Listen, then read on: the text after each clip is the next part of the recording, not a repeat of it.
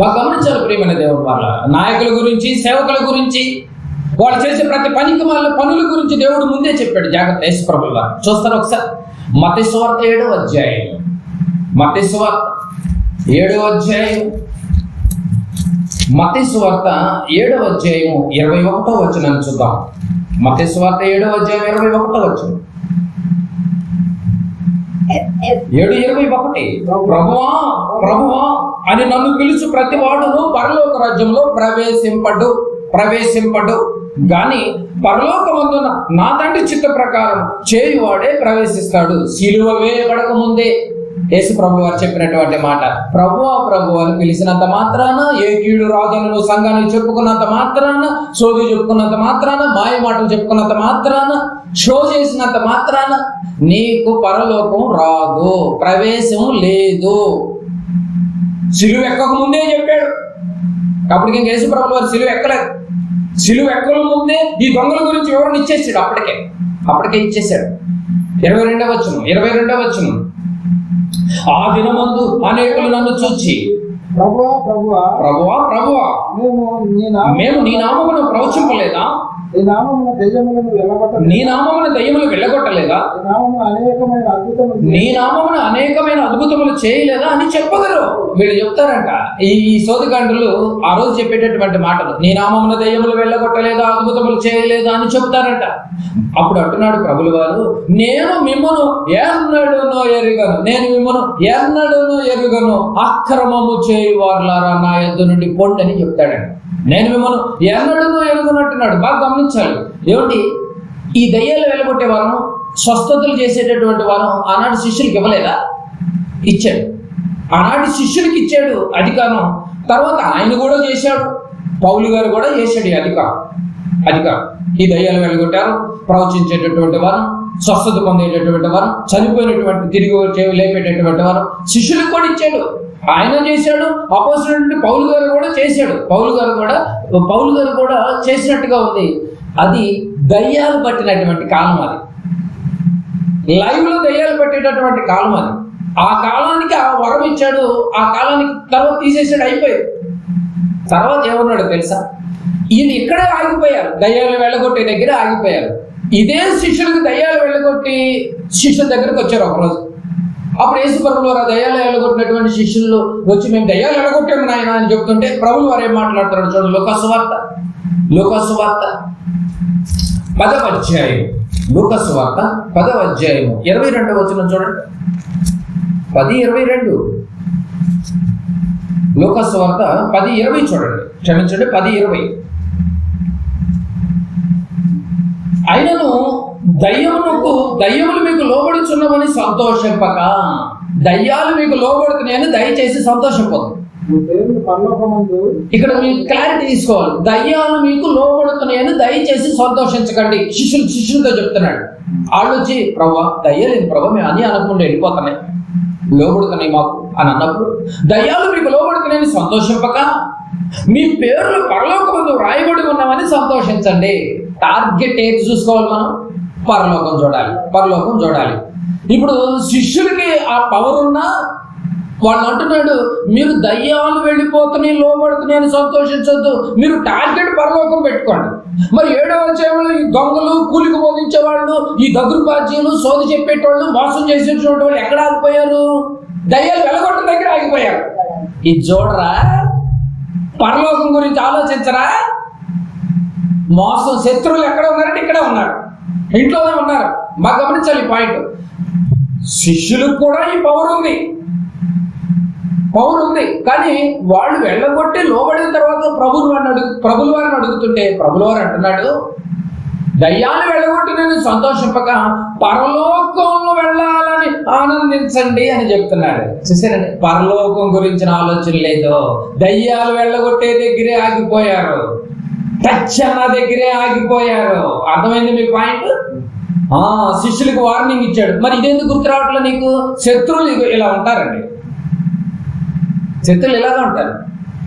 ఏమండి, ఎక్కడైనా అపోస్తులు, మళ్ళీ రిపీట్ చేస్తున్నా, ఎక్కడైనా అపోస్తులు బైబిల్ మొత్తంలో వారి కోసము కూలి, దేవుని పని చేసినందుకు కూలి చేసుకున్నట్టుగా అపోస్తులు ఎక్కడైనా ఉంటే మనం కూడా తీసుకుందాం. ఎక్కడైనా ఉందా బైబిల్ మొత్తంలో? ఎక్కడ లేనప్పుడు నువ్వు ఎందుకు తీసుకుంటావు? ఎవడు చెప్తావు? ఇప్పుడు మీరు చెప్పండి. ఇప్పుడు పేతురు గారు కూల్ డబ్బులు ఇచ్చాడు అని అడిగాడు సేవ అయిపోగానే. మీటింగ్ అయిపోయింది, నా 5,000 నాకు ఇండి అన్నాడా? చెప్పండి. ఎన్ని గ్రామాల దగ్గర పౌలు గారు మేడ మీద నుంచి 2వ అంతస్తు మీద కింద పడిపోతే అతను స్వస్థత చేసి పైకి లేపి నిలబెట్టాడు. ఇమిడియట్గా ఆ రోజు 10,000 ఏమన్నా అడిగాడా? చెప్పాలి. అపోస్తులు లేని బోధ సమాజంలో జరుగుతోంది ఈరోజు. ఇదే శత్రు బోధ, దుష్ట బోధ, పాపపు బోధ. శత్రువులు ఇంట్లోనే ఉన్నారు చూడండి. సిలువకు శత్రువులు మీలోనే ఉన్నారు కదా. ఫిలిప్పీ సంఘస్థులారా పరిశీలించండి. మాయ మాటలతో మిమ్మల్ని దారి మళ్ళిస్తున్నారు, కానీ వాళ్ళకి రేపు శిక్ష ఉంటుంది. వాళ్ళు దెయ్యాలు వెళ్ళగొట్టడం దగ్గరే ఆగిపోయారు, కానీ ప్రభు అన్నాడు దెయ్యాలు వెళ్ళగొట్టడం వల్ల సంతోషిస్తే ప్రయోజనం ఏమీ లేదు. మీరు పరలోకం వెళ్ళాలి అన్నటువంటి ఆలోచన మీద మీరు దృష్టి కేంద్రీకరించండి, అప్పుడు నేను సంతోషిస్తానన్నాడు. దొరికిపోతున్నారు. చూసారండి ఎంత మంచి మాటలు. మనం చెప్పిన వినరు. ఇది అక్రమం అన్నాడు. దయ్యాల దగ్గర ఆగిపోయిన వాళ్ళు అక్రమం. పరలోకం గురించి ఆలోచించే వాళ్ళ క్రమం. ఈరోజు ఏ సేవకుడు నోట కూడా దయ్యాలు వెళ్ళగొట్టే స్వస్థదూరం ఉందని, రోగాలు వదిలించే స్వస్థదూరం ఉందని సోది చెప్పుకొని అక్కడే ఆగిపోయారు. పరలోకాన్ని మూసేశారు. వారు వెళ్ళరు, వెళ్ళే వాళ్ళని వెళ్ళనివ్వరు. వాళ్ళు ప్రవేశించే వాళ్ళు ప్రవేశించరు. ఆ రోజు పరిశీలన వైఖరి అలాగే ఉంది, ఆ రోజు శాస్త్రుల వైఖరి అలాగే ఉంది. ఈనాటి దొంగ సేవకుల వైఖరి కూడా అలాగే ఉంది. మీరు గమనించుకోవాలి. మందిరానికి వచ్చేటప్పుడు నువ్వు ప్రతి మాట నువ్వు ఏం నేర్చుకోవాలని రావాలి. నీ ఆత్మని ఎలా రక్షించుకోవాలో నువ్వు తెలుసుకోవాలి. ఎవరు నిన్ను నిన్ను నువ్వే కాపాడుకోవాలి. చర్చి ఎదగటం అంటే మంది పెరగటం కాదండి బాబు. మంది పెరగటం కాదు చర్చి ఎదగటం అంటే. ఆత్మ ఎలా తయారవుతుందో చూడాలి. అంతే కదండి. 20 గుడ్లు పెట్టింది కోడి. గంప కింద పొదిగించే రోజు చక్కగా ఆ రోజు ప్రార్థన చేసుకుని చక్కగా ఒక మీద పెట్టావు నీటికి 20 గుడ్లు. 20 గుడ్లు చేస్తుందా పిల్లల్నే? ఫైనల్ గా ఎన్ని గుడ్లు పెడుతుంది? ఎన్ని పిల్లలు చేస్తుంది? 10 పిల్లలు చేస్తుంది. 10 పిల్లల్లో అపవాదికి దొరికిపోయే పిల్లలు ఎంతమంది? గద్దెత్తుకుపోయే పిల్లలు ఎన్ని ఉన్నాయి? మీరే అంటారు కదా అన్ని వెళ్ళిపోయినాయ్యా. ఇది ఒక్కటి ఎన్నో దెబ్బలు తిని ఈ కోడి బతికింది, దీన్ని నేను తల్లి కోడిగా పెట్టుకుంది, నేను నమ్మనయ్యా. ఇది ఫైనల్. గుడ్లు పెట్టినంత మాత్రాన, మంది పెరిగినంత మాత్రాన, నీకు కూలి డబ్బులు వచ్చినంత మాత్రాన అది సంఘం అని ఎవరన్నారా? తట్టుకోవాలి. శ్రమలకు తట్టుకోవాలి, నిందలకు తట్టుకోవాలి, అవమానాలకు తట్టుకోవాలి. అపవాదం వచ్చి ఎవరు మిరుగుతురాని గర్జన సింహం వల్ల తిరుగుతున్న ఎత్తుకుపోతుంటే నువ్వు స్టాండర్డ్ కాదా? ఒరిజినల్ గా ఎవరు ఉంటారు పైన? ఆ రోజు నువ్వు నిలబడాలి. దయ్యాలు వెళ్ళగొట్టడం వల్ల ఆనందం లేదు నాయన. పరలోకం వెళ్ళటం కోసం నువ్వు టార్గెట్ పెట్టుకుని బతుకో. ఈ టార్గెట్ని పక్కన పెట్టినటువంటి ప్రతి ఒక్కరు శత్రువే. సిలువకు శత్రువు నువ్వే. నీ ద్వారానే సమాజానికి అందరికీ యేసు ప్రభువుకు అవమానం తీసుకొస్తున్నావు. నిన్ను మాదిరిగా పెట్టుకుని ఎంతోమంది బతుకుతాం అనుకున్నారు, త్వరలో దేవుళ్ళకి వద్దాం అనుకున్నారు, కానీ ఈరోజు నువ్వు పడిపోయావు, శత్రువులుగా మారిపోయావు. వచ్చేటటువంటి వాడు కూడా రాకుండా ఆగిపోయాడంటే ఎంతమందిని నువ్వు సిలువకు శత్రువులుగా మారుస్తా ఉన్నావు. తప్పు చేస్తున్నావు.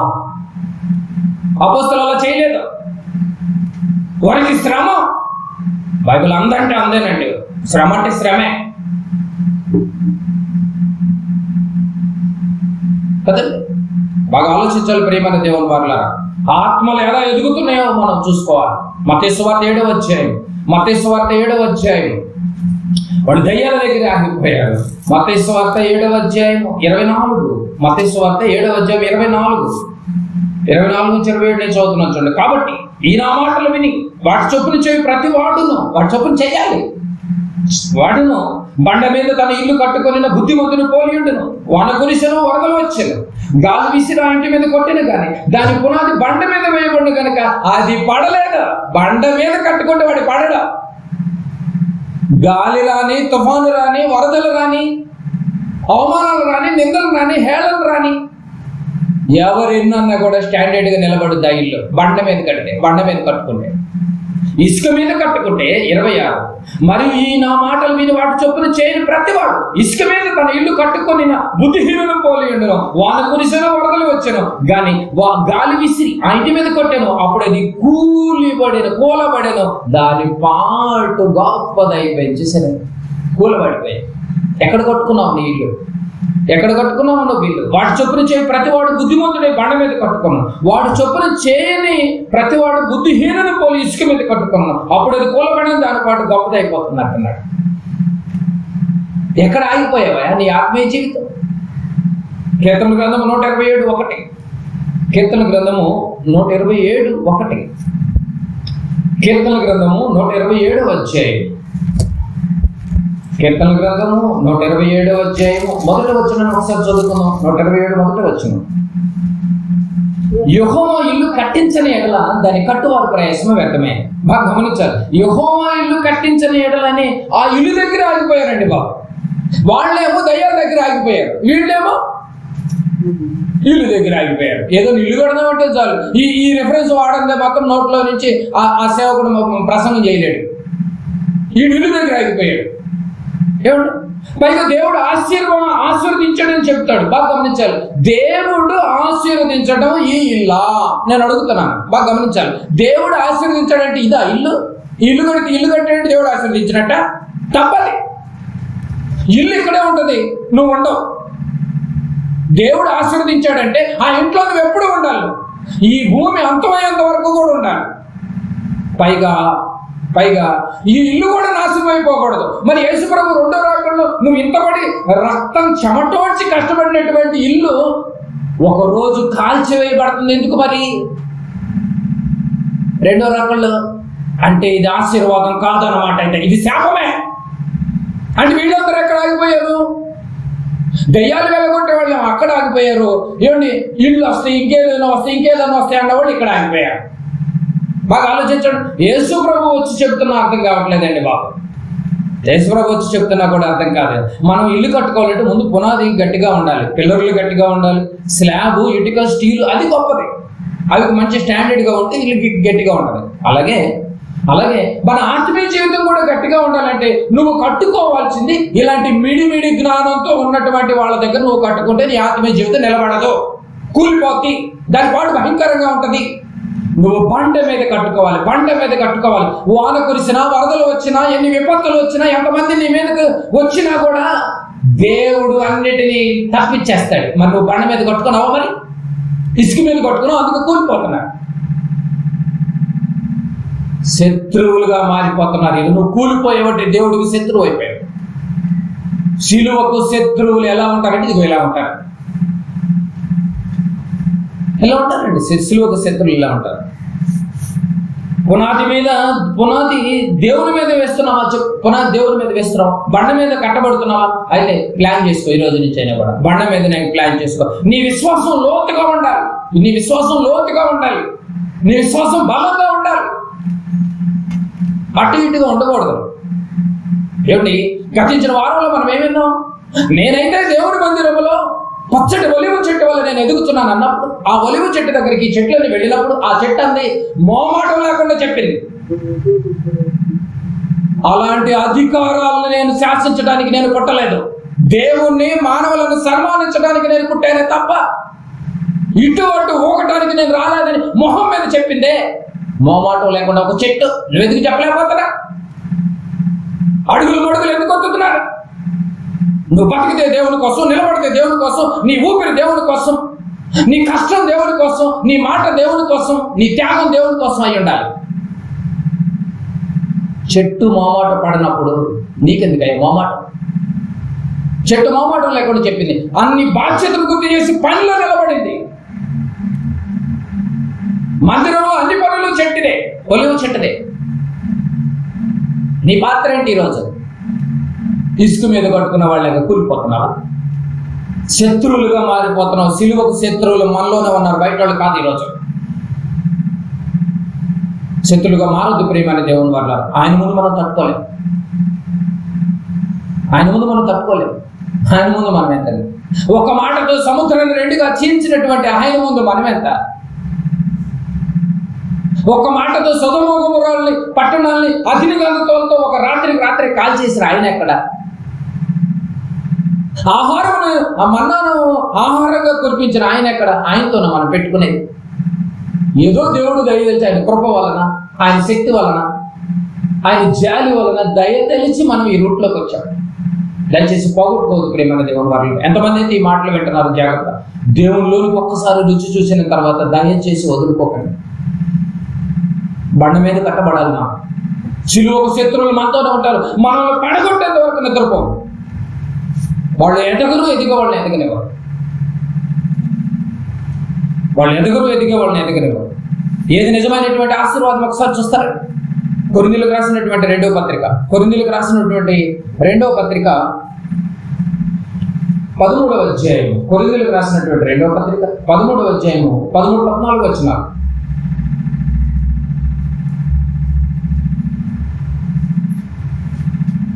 పరిశుద్ధులందరూ 13వ అధ్యాయం 13-14 వచనాలు.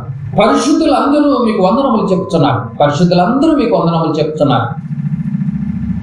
ప్రభువైన యేసుక్రీస్తు కృపయు దేవుని ప్రేమయు బాగా గమనించాలి. దేవుని ప్రేమ, దేవుని కృప, పరిశుద్ధాత్మ సహవాసమును మీకందరికీ తోడేయండి గాక. ఇదే కదా మనకి నిజమైన ఆశీర్వాదం. ఎందుకంటే మనకి ఏముండాలి? దేవుడు తోడుంటే చాలదా? దేవుని కృప ఉంటే చాలదా? దేవుని ప్రేమ ఉంటే చాలదా అండి మనకి? మనుషులు ఈరోజు ప్రేమిస్తారు, రేపు ద్వేషిస్తారు. ఈరోజు నచ్చుతారు, రేపు నచ్చం.